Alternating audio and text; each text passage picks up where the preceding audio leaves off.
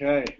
Well, thanks, Hillary. Uh, Picking up on one of the things you just said, I mean, things are changing really fast. Crowdfunding is only one of the things. Uh, we have a section on our site called Gadgets and Apps, and in that section, we look at sort of technology and lots of change there. And really, the whole basis of my website is about how fast things are changing in the financial education field and how the degree to which it's growing. Um, let me let me begin just with a little background about myself. You can see the site there. Do I have it on full screen? There we go.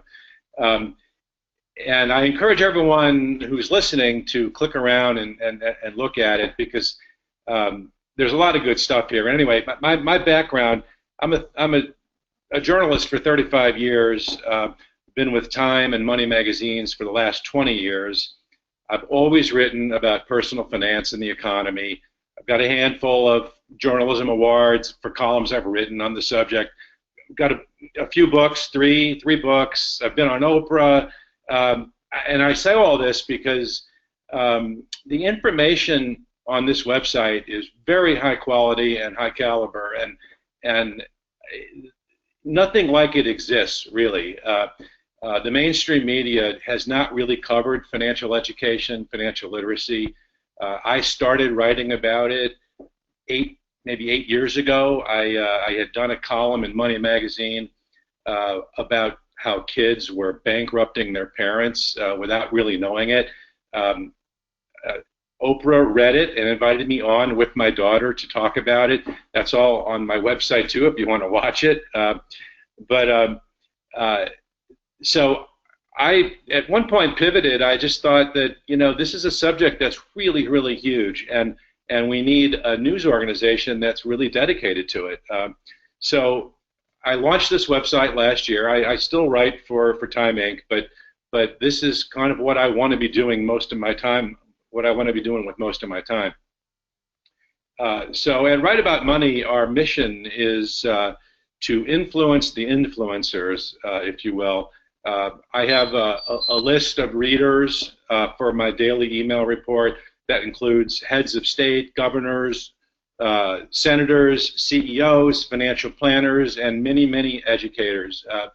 I'm finding that more and more teachers do enjoy this site, and to the point where if you look up here, I haven't done it yet, but this is going to be new. I'm developing a site for teacher resources. That should be up and running within a couple of weeks. So I hope you'll come back and check that out. Uh, but basically, what we do is we write one story a day, and we send it. We post it on this website. We send it out as a direct email to anyone who has signed up, and I encourage teachers to sign up. Here it is, the daily report. You can see on the home page, right. I don't know if I have a. Can you see my cursor? Right there. You put in your email address. It's very easy. It's completely free. There's no no advertising or marketing. You will get one email every morning with a story like one of these that you see right here. Here's one from Warren Buffett. If I click on it, well, that didn't quite work. Here, if I click on this one, see what we get. That's what you'll get. You'll get a story like this. They're not long, and it has something to do with some part of financial literacy somewhere in the world, because it is a global platform. And the teacher feedback I've gotten so far is that they're finding tips for what they can do in their classrooms, and they're sort of it's kind of a window. I think this site is kind of a window on what's going on in the world among people that are creating programs and fighting for financial education, not only in the classroom, but also in places of work, community centers, and the home. It's a big initiative, and I am at Right About Money trying to be the place where people get the, keep track of the information. So let me just show you a couple of things that we've done.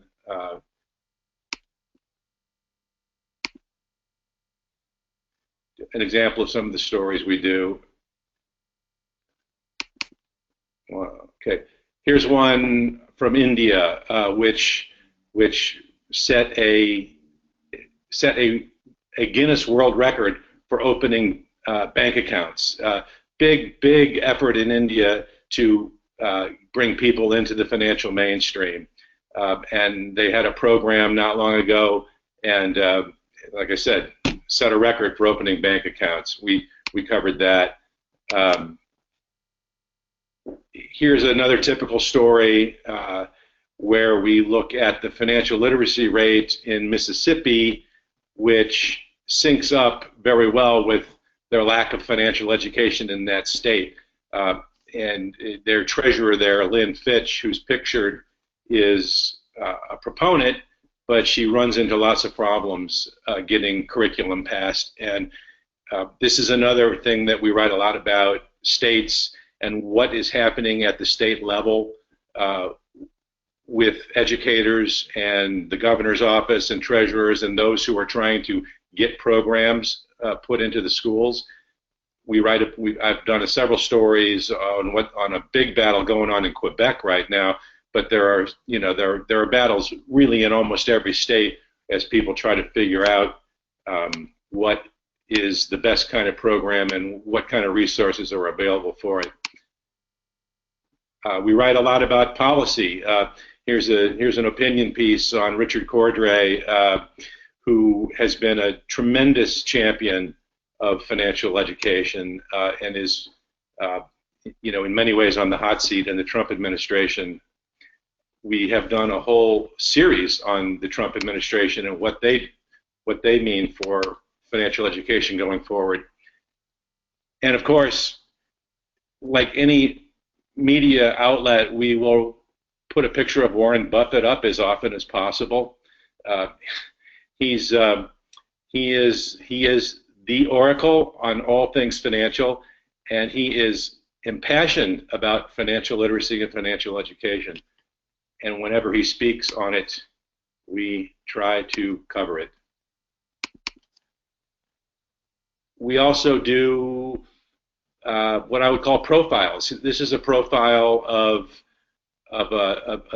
Judge Ninfo, who is a retired judge, and after years on the bench of seeing people in bankruptcy court and understanding, or at least thinking he understands what brought him to bankruptcy court, he was so moved in retirement that he is now volunteering his time to teach financial literacy wherever people will listen.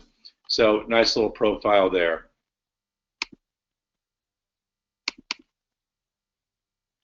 We also cover a lot of studies and what the academic research is saying about financial education and what works and what doesn't.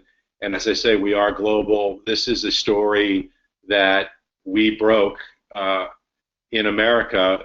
There was a landmark Japanese study from last fall where they have a big initiative there as well. And this study was quantifying some of the problems and where the weak spots were in Japan.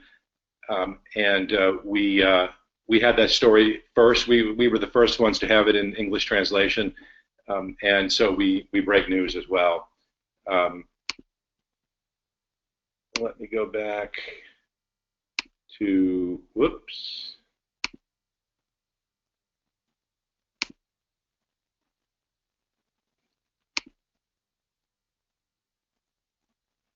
So this is what the homepage looks like, and again, you can see a cross-section of, we have a bunch of categories: classroom, workplace, home and community, policy, inclusion.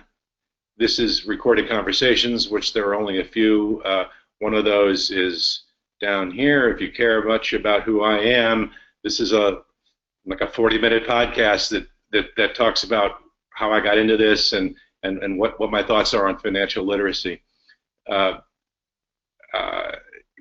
latest research, best practices. These are our main subjects, and so we try to cover the universe.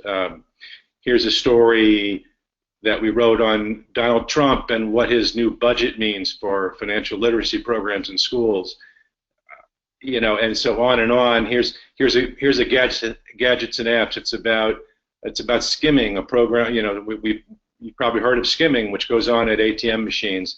Well, this is one way that technology is changing personal finance, because Wells Fargo has introduced an ATM machine where you don't have to put your card in it, and technology is a really big subject for all of us. It's changing not only personal finance, but it's changing, I would think, how you teach it as well. Financial literacy quiz. This is, we try to stay on the news too. Here's a story about when interest rates rose, and we offer some thoughts on how this is a great teachable moment to talk about inflation, the economy, whatever. It's a big moment in the news, and it offers that moment when you can get to students' attention. So that's kind of an overview of the site. It's super easy to sign up for. If you do sign up, you should make sure to check your spam or junk folder so that you're getting the reports, and make sure it's marked as not junk. As I say, the site is becoming more teacher-focused all the time. We've had a great response. I've done some speaking with the Jumpstart Coalition and some others, and it's a constituency that I really want to serve, because teachers are really in the trenches of this battle, and my experience is that they want to do a good job. You want to do a good job, but you'd also maybe like to know a little bit more about what the backdrop is and what's going on with the program design and the funding, what other teachers are doing, what other countries are doing. I think you'll find much of that right here. And that's really all I have. Thanks so much, Dan. That was great. I'm a subscriber, have been for a while, and I have to say I really appreciate it. I enjoy reading the updates, and I know that I do still get Google alerts to keep me abreast of what others are writing about, but you guys do a fantastic job. We had a question come in about how many subscribers are there and how many of them are from outside the U.S. Just a curiosity question, I guess, about sort of where your followers are coming from. Right. Interesting question. I'm not telling you how many subscribers I have. That's proprietary. It's still a fairly new operation. We're in the hundreds, not the thousands, but the list is growing fairly fast. And we do have most of our subscribers are in the U.S., but we have a good representation from Japan, India, and the U.K. And these really seem to be the countries that have the most public interest and awareness of this subject. Great. One other question here from somebody that says, I've been following your personal finance reporting for a number of years and appreciate your advocating for teaching this in schools. In the last year, have you seen a decrease in states' efforts to make personal finance a required course? And that followed up by, and do you think with the new U.S. Secretary of Education that this is not a good time to push for this? So just somebody looking for your perspective as somebody who's been in this arena for a while. My sense is that we're treading water. I've done a number of stories here about states that are backslide, what I would call backsliding on the subject. But then there are some others that are moving forward. I would characterize it as treading water, which is not good. There are only a handful of states that really require personal finance, in school. A few more, that are on board for economics, but personal finance is really what it's about, and I mean, I think there's less than 10. So I, my sense is that the movement is somewhat stalled, even though awareness seems to be growing. So I'm not sure what's holding it up at the state level. It's just a lot of government stuff going on. There's just so many regulatory issues and so many constituencies. And frankly, a lot of teachers don't want to be dragged in on this. They feel like they have enough to do, and I think arguably that's not an unfounded position. But ultimately, I think it's going to be in the schools pretty much everywhere. All right, well, Dan, really appreciate your time, and thank you for sharing this information. Hopefully you'll see a bunch of new subscribers from Pennsylvania logging on and telling their colleagues about it as well. Yeah, and that would be great. And please do spread the word. And by the way, you could follow me on Twitter as well. I usually tweet out pretty much everything we write, but it would be a big help, not only useful for you, I think, but a big help to me if you did subscribe. So take a look. Very good. Thank you so much. Really appreciate it. Anytime.